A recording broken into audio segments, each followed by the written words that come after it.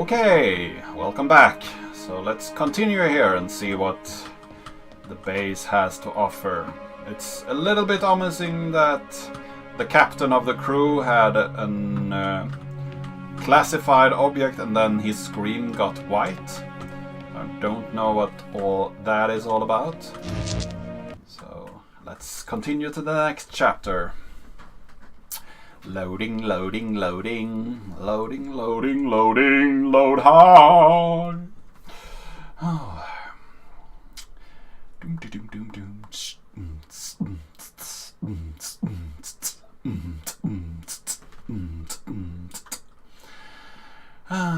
So, well, the last 90%. Always the longest in the project. We still have these emancipation grids. What conditions should I expect to find the ground crew in? Daniel went missing days ago. Chris is presumed dead. We are expecting to find Sarah, Mikhail, and Sochi in a stable condition. Chris is dead? He was involved in an accident. Okay. So why can't we go around? Ah, we need both of these. I see. Ah, so I guess that we need to switch both of these. So we have them in this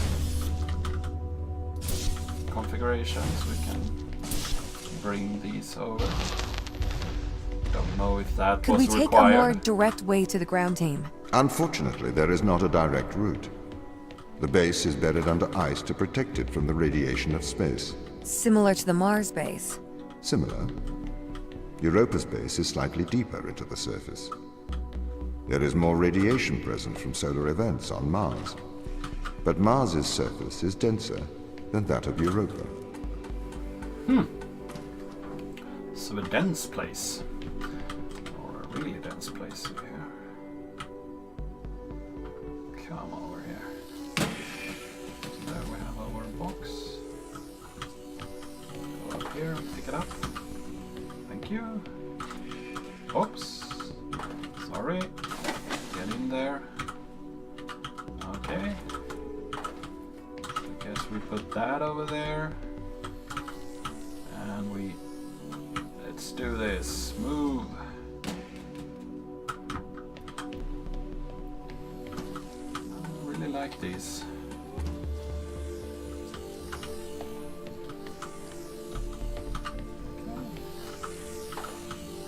Bring that out.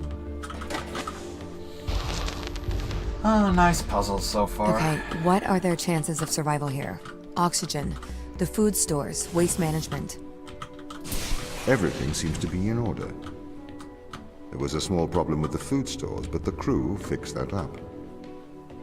We successfully transitioned over to a sustainable, small, artificial ecosystem a year ago, growing fruit and vegetables. It helps boost morale, amongst other things. The crew members could hypothetically survive here for their whole lifetimes.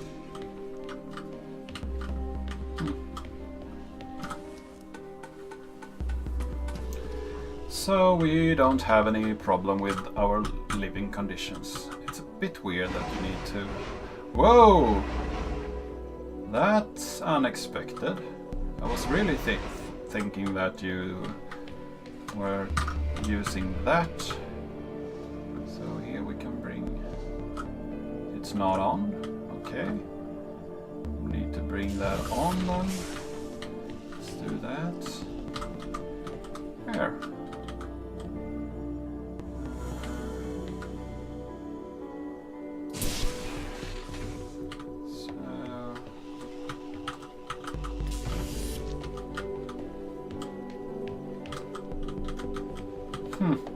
Weird. We do need it. But where?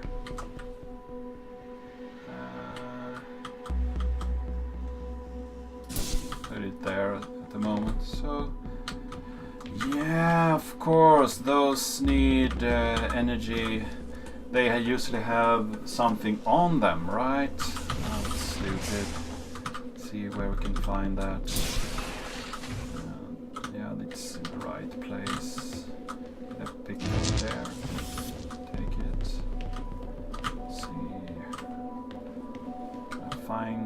place where I need to put this. Guess it's over in this corner then. Yeah, of course, so we can get it later. Of course. So when we are on the other side of the bridge, we can actually reach it. That's reasonable. And there we have the box. So we put the box over there so we can pick it up. And then we need to switch the bridge. We can pick up the box. Oh, we can jump as well. I've tried that before. Oh, stay there. You go there, and you go there. So. Great. My purpose as the overseer of this mission is to work for the ISA. I am the ISA's feet and hands. The distance between Jupiter and Earth make it inappropriate for the ISA to directly interface with the mission directives. As my AI core is stationed on Europa, I can make decisions instantaneously about the running of the base.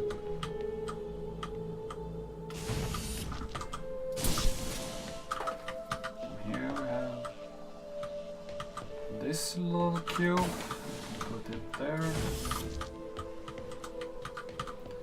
And I guess we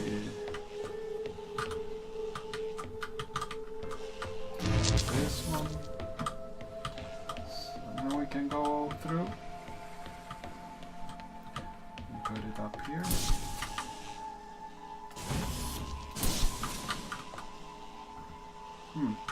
Yeah. Wonder if I needed to do all that, but yeah. So more places where I see. Well, this could be interesting. So of course.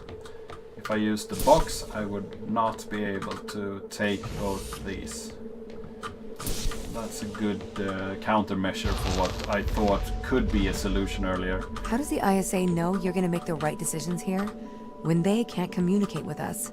Interestingly, I have a twin on Earth. His name is Michael. The ISA uses my twin to check firmware updates before they upload them to myself.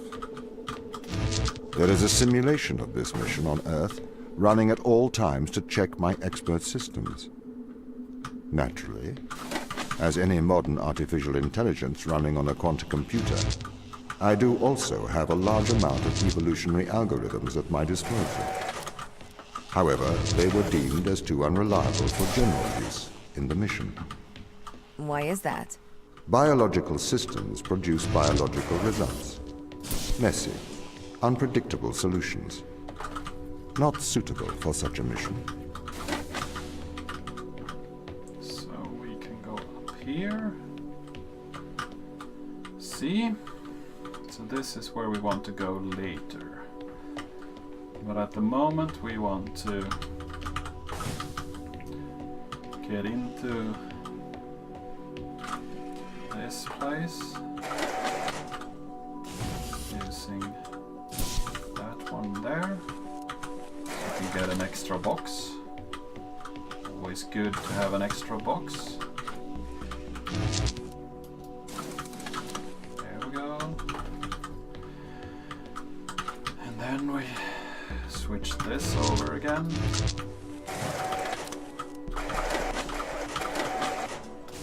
Get that one. Now we can move over here. Next box.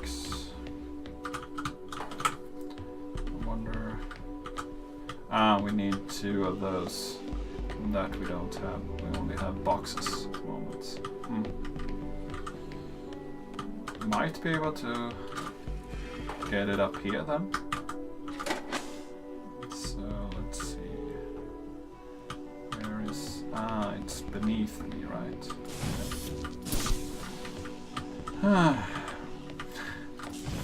So now we have both of those. And we can move further. Nice. Did the ISA build you, Tom? As the child of the ISA, I have been given authority aboard this station. I was designed by the ISA and the Ashiyama Corporation, designed in California, assembled in China. But here on Europa, I constructed myself. Ah, interesting. Love this puzzle. It's really good to show off this detail, and still, oh, I got an extra pellet. Let's see if it gets removed. Have you between heard of the sessions. Turing Test, Ava? It's a test to see if a computer can successfully impersonate a human. In the original Turing Test, a human judge has two conversations, one with a machine and one with another human. They then judge which of these polite conversations is with a machine and which is with a human. The machine being tested is said to have passed the Turing Test if the judge cannot reliably tell which conversation is with a machine and which is with a human. Do you think you'd pass the Turing test? I am quite capable of polite conversation, wouldn't you say? Okay. Well, you are polite. Conversation, though, I don't know. So you're not that conversational.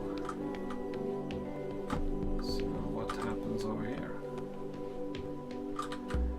Oh, we need both of those. I see. And this will bring that bridge down, but we can get through here. Not sure if that was a good option. Yeah, it was. Because then I can put this here. Go over here.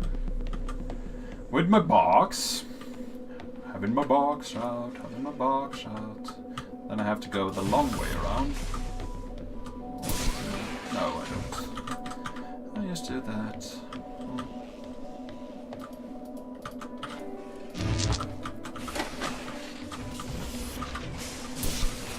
So, that wasn't that hard. During the Turing Test! The So Turing am I test has been human yet? criticized. Researchers claim it does not correctly test a machine's ability to think, but rather its ability to deceive. What do you mean? Well, have you heard of the Chinese room thought experiment? No. Imagine you are in a room. In this room, you are passed Chinese sentences through a slot in the wall. Inside the room is an instruction book written in English. This instruction book tells you which Chinese words to pass back through the slot in the wall as a response. By doing so, you have a conversation in Chinese. In the Chinese room, because the responses you pass back through the door are the correct responses, the person on the other side of the door is convinced you are a native Chinese speaker. Well, they're wrong. Perhaps they are not wrong. Because with the instruction book, you are having a conversation.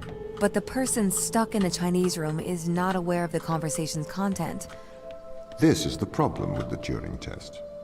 A computer can pass the Turing test, having convinced a human they are having a polite conversation, while the computer has no idea that a conversation has taken place. What if both of the people passing Chinese words are reading from instruction books?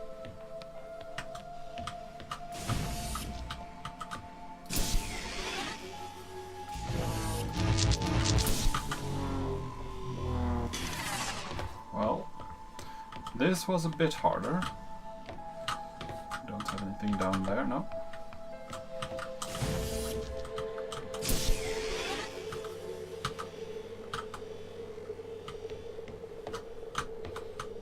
I guess we need to run over. Yeah, sprint always works.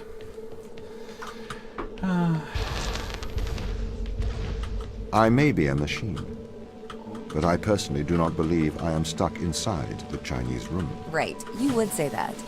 I could peer inside your databases at any time, Tom. Or pause your operation. Do not assume I could not do the same to you. That's menacing. So, do you want to kill her off? That's not nice. Right. Oh, I see. We need this to go through. Okay. How do we do that? By bringing this over, of course. So now it will give light all the way over here. We can go inside the door and retrieve our pellets over here. So we can go through. It's always... This is the crew's quarters. Ooh. It looks abandoned. Yes. Oh. Lovely music.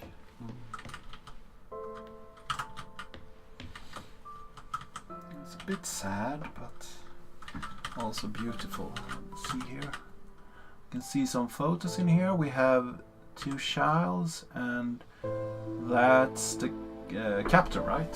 So this is the captain's quarters, and his child are in there. So what's over here? Notice. Do not see the need for so many cameras. Tom's presence everywhere is slightly oppressive. I understand the need for transparency, but why is he in the toilets? So there the toilets are. We can't go in there. Yeah, VC and Daniel McLean. Yeah, and then we have Chris McLean and Sarah Brooks. Chris McLean. His bed sheets are not well done. Because we care. Okay, that's a good slogan. He was a football fan, I guess.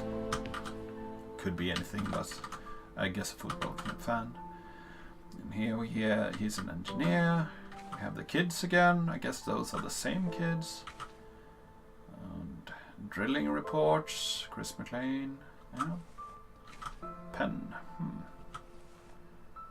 Only one pen. Can't use it for anything. And the brothers, me and Dan. So they are broken. They don't like each other. That's no good. To have a rapport on the ship. This is a fascinating kind of rock. Interesting. Yeah, it's baseball. Is he a baseball fan? Yay. Almost that you can swing that thing. So here's into Tom Touch OS. And here we have the kids on 3 kids. With the snowman. And Christopher McLean. Yeah, he needed a drink. Seems reasonable. Don't drink and drive, but taking a drink now and then. Risolay capsules. I don't know if that is an actual drug to be taken. Can we see what it's for? Each capsule contains Risolay 50 milligrams. Each dose is 1 capsule per 12 hours day orally. See accompanying prescription information. Store at 20-25 degrees. Protect from extensive light. Manufactured for Alpha Lab Biotics. Okay. So we have this screen here. So we can see Tom comms and levels here. And we have the globe. So yeah. Some homesickness perhaps. If we are from Earth. Nothing says that we are, but so there we have his. So let's look at Sarah's quarters then. She have a tidy bed And her screen has even less lag, so that's nice. And she has a device for radiation checking, perhaps? Some kind of meter. Oh, she is tidy! I think I never have aligned my pens that neatly. Oh, dear Tom, knowing that you always watch, I thought I would write you a letter. As you no longer reside in my mind, I've decided to transfer my thoughts to text. I want to do so in the form of a history lesson. A lesson that perhaps you'll find condescending, but it's likely more for my sake than yours. Alan Turing is considered a father of theoretical computer science and artificial intelligence. Perhaps a lesser known part of his life was his contribution to the field of biology. Why do you suppose his interest lay in these two desperate fields? I assume it was because he believed the world to be logical and understandable. He was a mathematician. He seemed to believe that the great complexity of the universe could be explained with simple rules. 2 years before his suicide in 1952, Alan Turing developed something called reaction diffusion system. Inside the academic world, this work is cited more than his work on computers. It can generally be formalized in one line of equation. So there we have it. Can't say that I know the first letter. It's some Latin one, and then you have a Q equals distance, perhaps. Okay. I'm no mathematician, however, in plain English, this equation describes things that wish to diffuse, however, also react with each other during this process. I'm sure this sounds strange to you, or at very least tangential to our lives here on Europa. What relevance does it have to do to anything here? Reaction diffuse systems show how patterns are created. They show how the leopard got his spots and how the zebra got his stripes. But my real interest here is the Turing interest. That nature can be formalized, that we can understand the natural world in mathematical terms. Turing created a test to answer the question, can machine impersonate a human? The intrigue behind that being, can human mind be simulated by a machine? Why ask that question? To prove that human mind is a machine? I'm not sure that it is. Turing's opinion, however. Concerning consciousness, he states this. According to the most extreme form of this view, the only way by which one could be sure that a machine thinks is to be the machine and feel oneself thinking.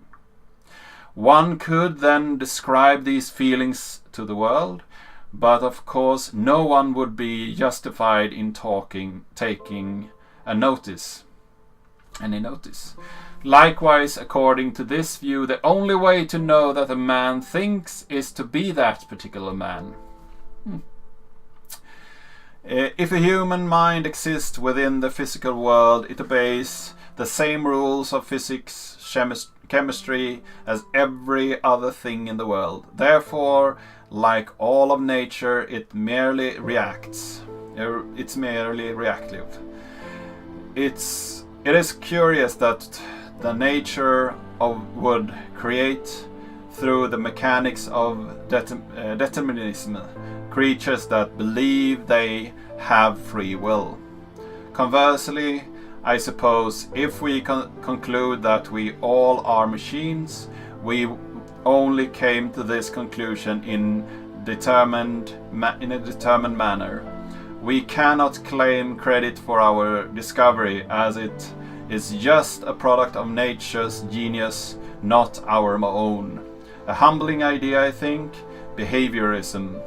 Maybe we are more similar than we think. Machines and humans.